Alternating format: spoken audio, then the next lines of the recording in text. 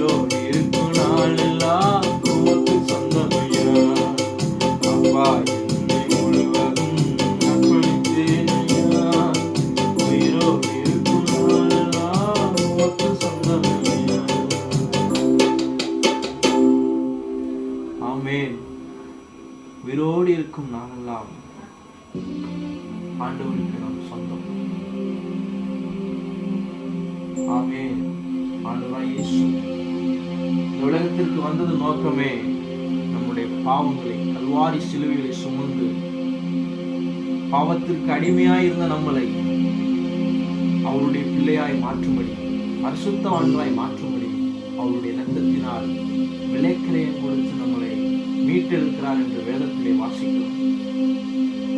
யோவான் 3:16 வாசிக்கிறோம், தேவன் தம்முடைய ஒரே பேரான குமாரனை விசுவாசிக்கிறவன் எவனோ அவன் கெட்டு போகாமல் நித்திய ஜீவனை அடையும்படிக்கு அவரை தந்தருளி உளவாய் உலகத்தில் அன்பு கூர்ந்தார் என்று வாசிக்கிறோம். ஆமென். உளவாய் உலகத்தில் அன்பு கூர்ந்தது பாவத்தில் இருக்கிற நம்மை மீட்டெடுப்பதற்காக. அந்த தெய்வத்திற்கு, ஆண்டவராகிய இயேசுவுக்கு உங்களை ஒப்புக்கொண்டு